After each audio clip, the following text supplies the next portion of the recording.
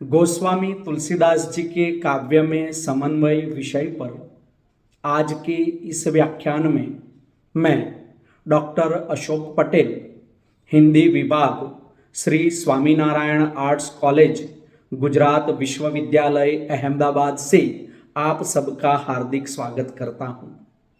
आज के इस व्याख्यान में तुलसीदास के समन्वय के विषय में विविध विद्वानों के मतों को देखते हुए लोकनायक और समन्वयवादी गोस्वामी महाकवि तुलसीदास विषय पर चर्चा करेंगे।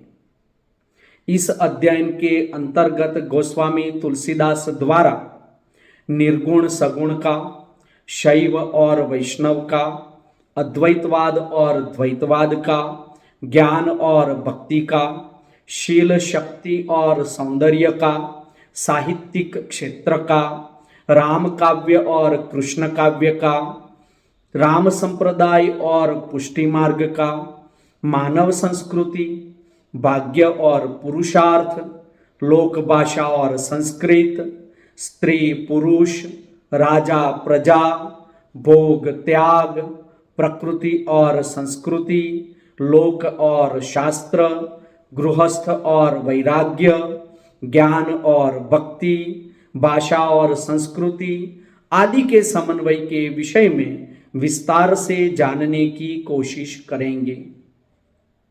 देखते हैं, समन्वयवाद भारतीय संस्कृति की एक महत्वपूर्ण विशेषता है।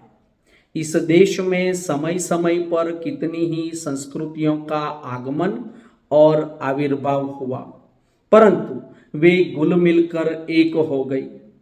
महाकवि तुलसीदास ऐसे समय में अवतरित हुए जब धार्मिक, सामाजिक, सांस्कृतिक तथा राजनीतिक सभी क्षेत्रों में एक विचित्र सी अव्यवस्था फैली हुई थी। सभी और उथल पाथल और हलचल थी। रूढ़ियां, अंधविश्वास, बाह्याचार आदि का बोलबाला था। कहने का तात्पर्य यह है कि संगठन और समन्वय के स्थान पर इस समय विघटनकारी प्रवृत्तियों को पूरा प्रोत्साहन मिल रहा था। समन्वय को आधार बनाने वाले लोकनायक तुलसी ने अपने समय की जनता के हृदय की धड़कन को पहचाना और रामचरित मानस के रूप में समन्वय का अद्भुत आदर्श प्रस्तुत किया। तुलसी सही अर्थों में सच्चे सूक्ष्म दृष्टा थे। उन्होंने बाल्यकाल से ही जीवन की विषम स्थितियों को देखा और भोगा था। इसलिए वे व्यक्तिगत स्तर पर वैषम्य की पीड़ा से भली भांति परिचित थे। उनकी अंतर्वेदी दृष्टि समाज, राजनीति, धर्म, दर्शन, संप्रदाय और यहाँ तक कि साहित्य में व्याप्त वैषम्य, असमानता, अलगाव, विच्छिन्नता, द्वेष और स्वार्थ परकता की गहराई को नाप चुकी थी और उनके भीतर छिपी एक सर्जक की संवेदना यह जान चुकी थी कि समय और वंचिता के उस युग में लोक मंगल केवल सामंजस्य और समन्वय के लेप से ही संभव था।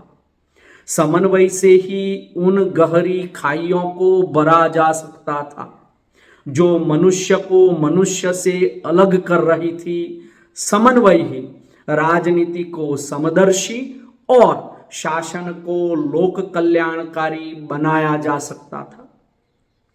फलतः तुलसी राम भक्त की नौका के सहारे समन्वय का संदेश देने निकल पड़े, लेकिन उनके संबंध में यह ध्यान रहे कि वे समन्वय के कवि थे, समझौते के नहीं।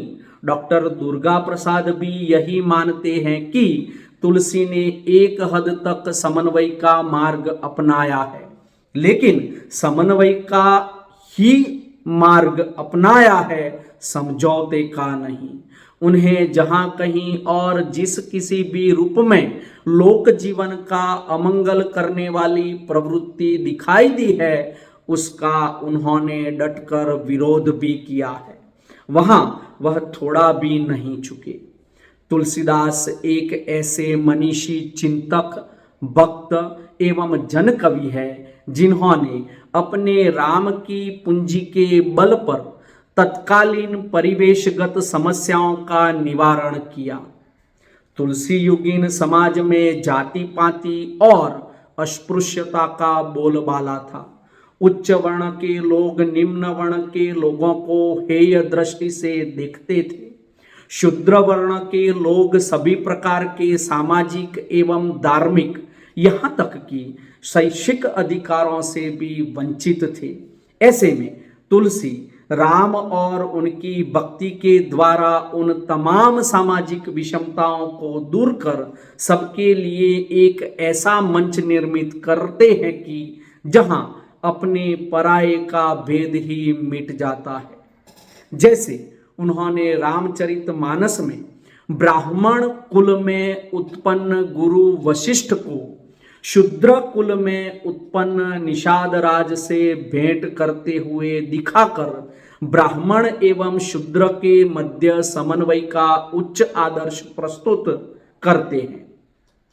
इसी प्रकार राम और निषाद राज तथा भरत और निषाद राज की भेंट करवाकर एक उच्च क्षत्रिय कुल और शूद्र कुल की तथा एक राजा और सामान्य प्रजा की समन्वयवादी दृष्टि को ले आते हैं और उनका समन्वय करते हैं या उज्जवल आदर्श प्रस्तुत करते हैं। तुलसी ने जीवन के इस विराट किंतु अत्यंत सूक्ष्म सत्य को अनुभव किया है। तुलसी के काव्यलोक में विशेषतः रामचरितमानस में समन्वय की विराट चेष्टा के दर्शन उपलब्ध होते हैं। कहना न होगा कि इसी कारण तुलसी को बुद्ध के बाद भारत का दूसरा लोकनायक माना गया है। आचार्य हजारी प्रसाद द्विवेदी भी तुलसी को लोकनायक कहते हैं। तुलसी के काव्य में समन्वय की प्रवृत्ति को स्पष्ट करते हुए वे कहते हैं कि लोकनायक वही हो सकता है जो समन्वय कर सके, क्योंकि भारतीय जनता में नाना प्रकार की परस्पर विरोधिनी संस्कृतियों, साधना, जातियां, आचार, निष्ठा और विचार पद्धतियां प्रचलित है। तुलसी का सारा काव्य समन्वय की विराट चेष्टा है। लोक और शास्त्र का समन्वय और वैराग्य का समन्वय, भक्ति और ज्ञान का समन्वय, भाषा और संस्कृति का समन्वय, निर्गुण और सगुण का समन्वय, पांडित्य और अपांडित्य का समन्वय। रामचरितमानस शुरू से अंत तक समन्वय का काव्य है। बुद्धदेव समन्वयकारी थे। गीता में समन्वय की चेष्टा की गई है और तुलसीदास भी समन्वयकारी थे। आचार्य हजारी प्रसाद द्विवेदी का यह कथन गोस्वामी तुलसीदास के लिए बहुत कुछ कह जाता है। तुलसीदास जी समन्वयवादी के साथ साथ मर्यादावादी भी थे। समन्वय के आवेश में उन्होंने कहीं भी धर्म के असत रूप और लोक धर्म की विरोधी प्रवृत्तियों से समझौता नहीं किया। लोक मर्यादा का उल्लंघन, चाहे वह किसी भी रूप में हो, उनके लिए असह्य था। तुलसी के लोकनायकत्व पर विचार कर लेने पर के लिए उनकी समन्वयवादी भावना पर विचार कर लेना आवश्यक है। तुलसी की समन्वयवादी विचारधारा का विवेचन इस प्रकार है। सबसे पहले निर्गुण और सगुण का समन्वय। तुलसीदास के युग में ब्रह्म को लेकर विभिन्न मतभेद थे। निर्गुण और सगुण का विवाद दो क्षेत्रों में था, दर्शन शास्त्र के क्षेत्र में और भक्ति के क्षेत्र में। कोई उसके निर्गुण रूप का निरूपण करता था तो कोई सगुण रूप की वंदना करता था। तुलसी को भगवान के दोनों रूपों में अटूट विश्वास था। उन्होंने कट्टर सगुण मार्गी होते हुए भी भगवान के निर्गुण रूप में भी अपना विश्वास रखा। उनके अनुसार निर्गुण ब्रह्म ही सगुण रूप धारण कर विपत्तियों का नाश करता है। उनके विचार से ब्रह्म के निर्गुण और सगुण रूप में कोई भेद नहीं है। अपने तर्कपूर्ण कथनों के द्वारा वे स्पष्ट करते हैं कि अगुण ही सगुण ही नहीं कुछ भेदा, गाव ही मुनि पुराण बुध वेदा, अगुण अरूप अलख अज जोई, भगत प्रेम बस सगुण सो होई। वस्तुतः राम एक है, वे ही निर्गुण और सगुण, निराकार और साकार, अव्यक्त और व्यक्त, गुणातीत और गुणाश्रय है। निर्गुण राम ही भक्तों के प्रेमवश सगुण रूप में प्रकट होते हैं। शैवों और वैष्णवों का समन्वय। निर्गुण तथा सगुण की भांति ही तुलसी के युग में शिव तथा विष्णु को अपना आराध्य देव मानकर शैवों और वैष्णवों के दो वर्ग बन गए थे। दोनों के बीच मतभेद बढ़ते गए, किंतु तुलसी ने रामचरितमानस में शैवों तथा वैष्णवों के बीच की इस गहरी खाई को पाटने का प्रयास किया।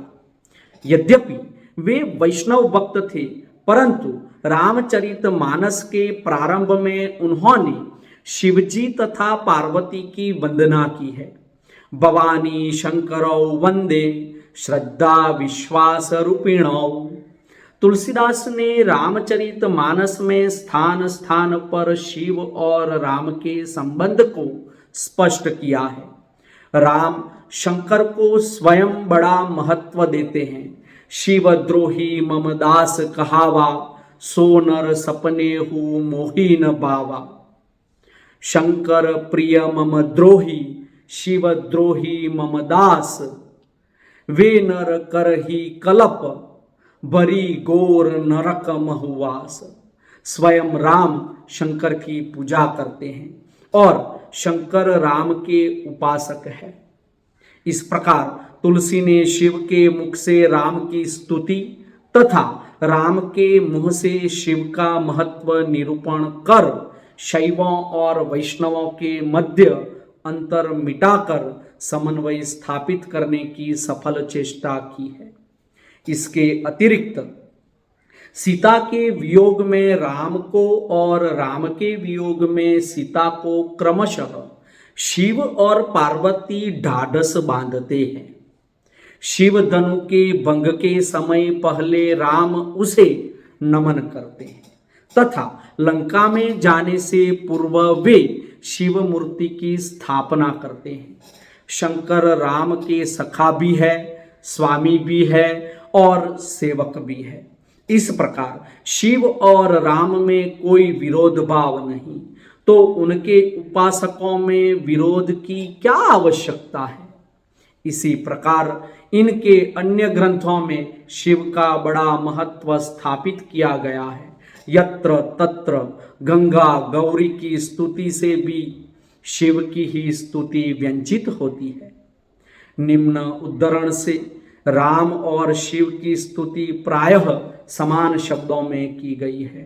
तुम समरूप ब्रह्म अविनाशी, सदा एक रस सहज उदासी, अकल अगुण अज अनद अनामय, अजित अमोघ शक्ति करुणामय।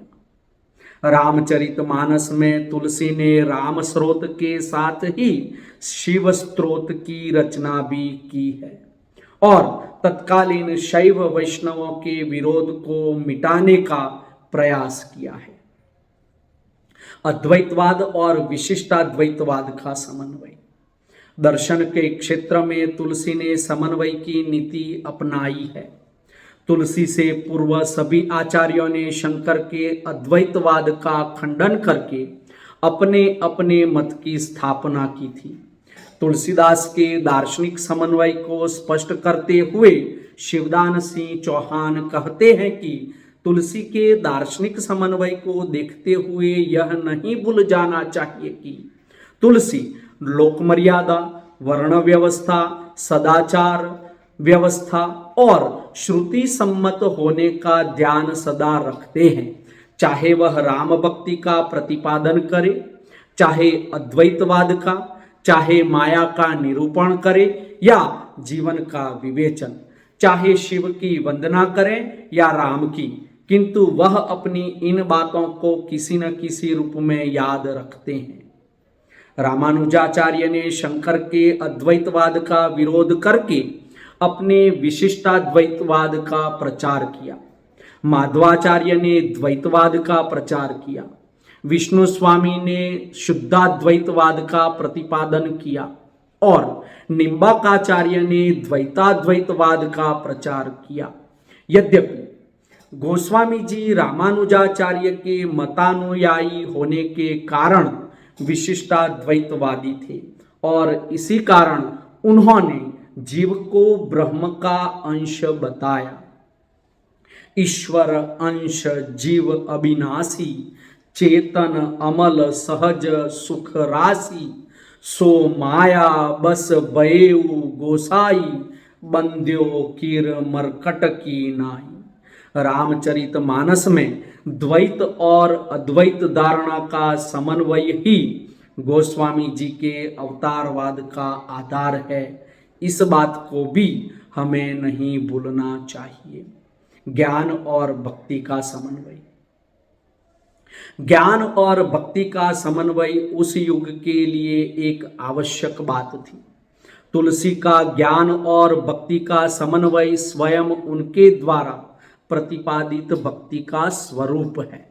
अर्थात भक्ति और ज्ञान का जो स्वरूप उनके समय में प्रचलित था, उसका समन्वय करके उन्होंने अपनी भक्ति का स्वरूप खड़ा किया था, जो इस प्रकार है। श्रुति सम्मत हरि भक्ति पथ संयुक्त विरति विवेक। इस हरि भक्ति में वैराग्य और ज्ञान दोनों का ही समावेश है।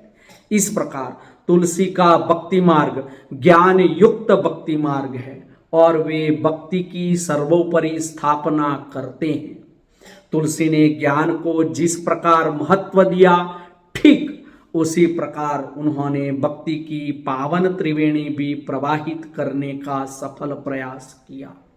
उन्होंने कुछ स्थलों पर ज्ञान के पंथ कृपान कई धारा कहकर ज्ञान की कठिनता का उल्लेख भी किया है। तुलसी ने ज्ञान और भक्ति के स्वरूपों को अलग अलग समझाने के उपरांत दोनों की अभिन्नता बताते हुए उनमें समन्वय स्थापित करने की चेष्टा की है। भक्ति ही ज्ञान ही नहीं कुछ बेदा, अभय हरि ही भव संभव खेद। यहाँ स्पष्ट रूप से कवि ने इस बात को कह दिया है कि दोनों में वस्तुतः कोई भेद नहीं है। दोनों ही सांसारिकता की कठिनाइयों को मिटाने वाले दो मार्ग हैं। तुलसी ने अपने इस समन्वय के द्वारा तत्कालीन प्रचलित एकांगी भक्ति मार्ग की अपेक्षा अधिक सामाजिक कल्याण का कार्य किया, क्योंकि उस समय विशेष रूप से कृष्ण भक्ति के अंतर्गत अनेक प्रकार के असामाजिक क्रियाकलाप भी चालू हो गए थे। इसलिए उनका ज्ञान और भक्ति का समन्वय समाज के लिए उद्धारक हो चला। शील, शक्ति और सौंदर्य का समन्वय। शील, शक्ति और सौंदर्य मनुष्य जीवन की ऐसी तीन विभूतियां हैं जिनसे जीवन समुचित रूप धारण कर लेता है।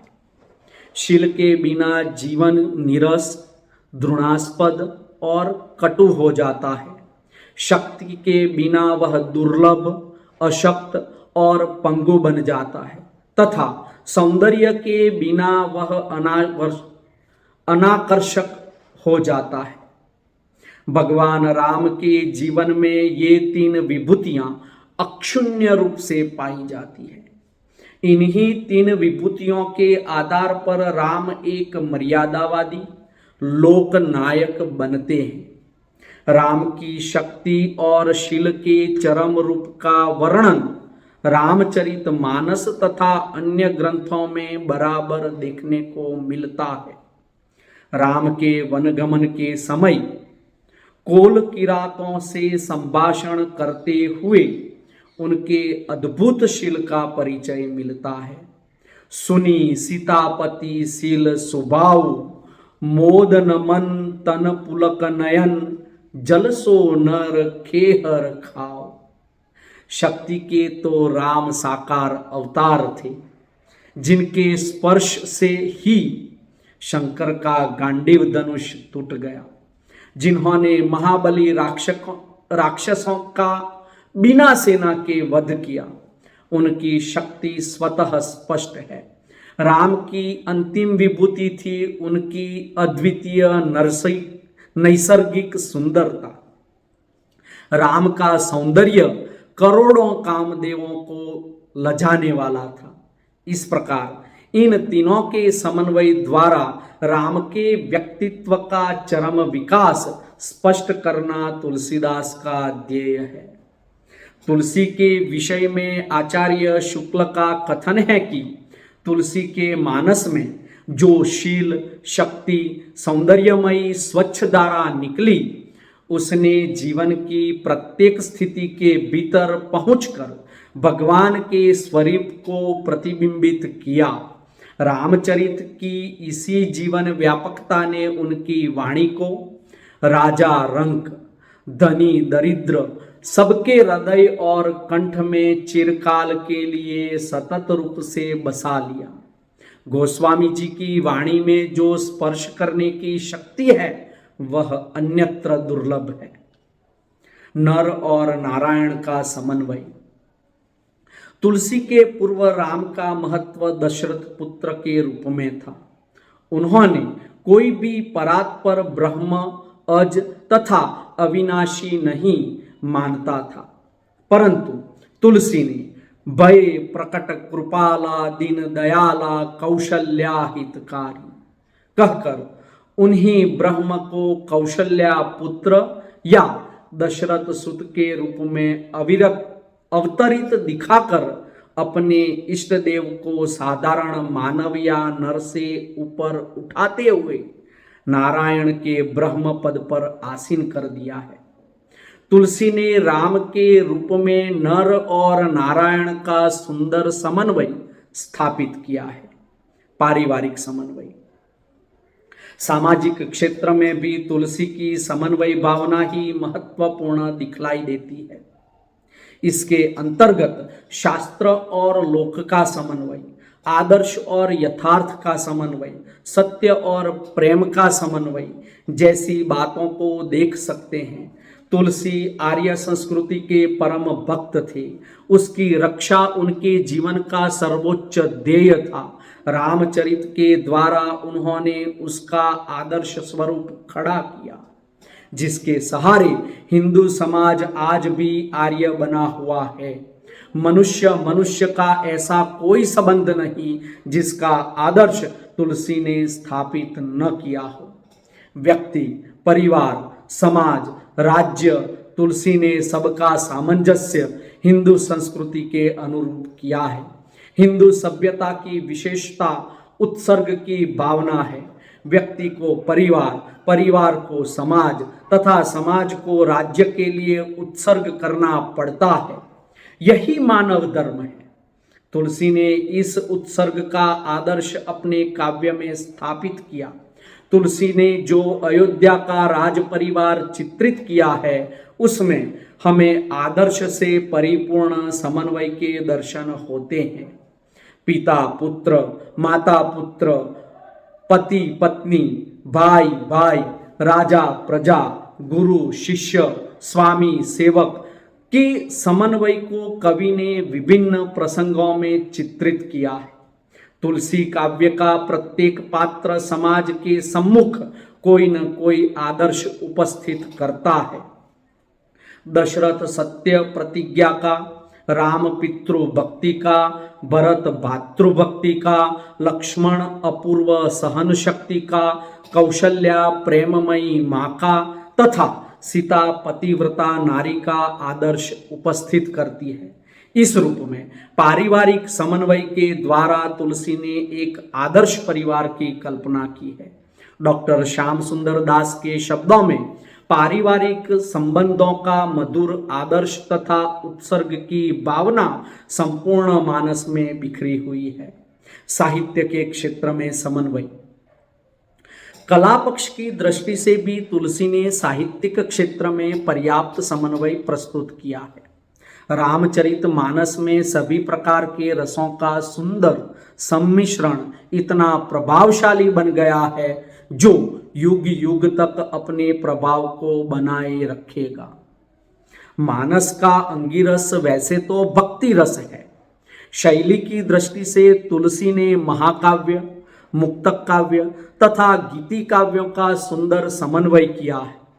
भाषा के क्षेत्र में उन्होंने उस काल में प्रचलित ब्रज और अवधी दोनों ही भाषाओं में समन्वय स्थापित किया है। तुलसीदास संस्कृत के बहुत बड़े पंडित थे, फिर भी उन्होंने लोक बोली और लोक भाषा का ही अपने संपूर्ण साहित्य में प्रयोग किया। यह सबसे बड़ा समन्वय है। तुलसी का रामचरितमानस अवधि में लिखा गया है तो विनय पत्रिका में ब्रज की का परिपाक देखने को मिलता है। तुलसी ने अपने समय की सभी प्रचलित काव्य शैलियों को अपनाया है। दोहा चौपाई पद्धति में रामचरितमानस का निर्माण किया है। पद पद्धति में विनय पत्रिका, गीतावली, कृष्णा गीतावली लिखी है। दोहा पद्धति में दोहावली, कवित सवैया पद्धति में कवितावली और बरवई पद्धति में बरवई रामायण की रचना की। निर्गुण संत कवियों की साखी पद्धति में वैराग्य सांदीपनी और रामाज्ञ प्रश्न की रचना की। लोकगीतों की पद्धति में पार्वती मंगल, जानकी मंगल, राम लला नहछु में रचना की। इस प्रकार धार्मिक, सामाजिक, सांस्कृतिक और दार्शनिक सभी क्षेत्रों में तुलसी ने समन्वय किया है। राम काव्य धारा और कृष्ण काव्य धारा में समन्वय। तुलसी ने अपनी उच्चतम प्रतिभा से राम काव्य धारा और कृष्ण काव्य धारा में भी समन्वय स्थापित किया है। इसका प्रमाण इस बात से मिलता है कि तुलसी स्वयं राम काव्य धारा के प्रतिनिधि कवि थे, परंतु फिर भी उन्होंने कृष्ण के चरित्र को लेकर कृष्ण गीतावली की रचना की। राम संप्रदाय और पुष्टि मार्ग का समन्वय।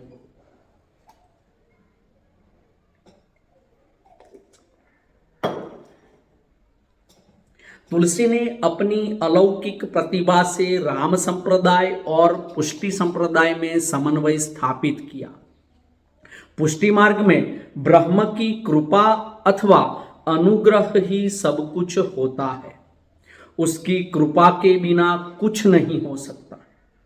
तुलसी ने राम का ब्रह्म के रूप में चित्रण करते हुए पुष्टि मार्ग के अनुसार ब्रह्म की कृपा अथवा अनुग्रह को ही सर्वोपरि बताया है। इसलिए उन्होंने स्पष्ट रूप से कहा है कि राम भक्ति मनि उरी बस जाके, दुख लवलेसन सपने हो ताके। चतुर शिरोमणि तेई जग माही, जे मनि लागी सुजत तन कराही। मानव संस्कृति में समन्वय।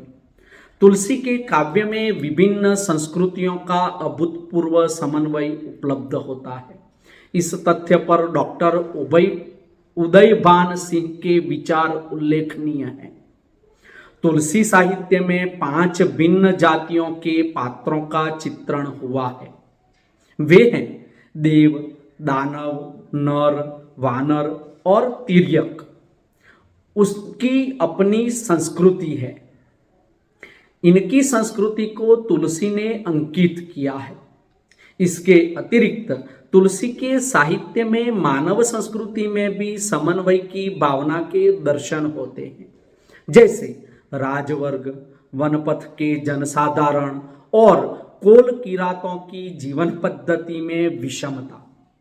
तुलसी ने राम के संबंध के द्वारा उन सभी का समन्वय प्रस्तुत किया है।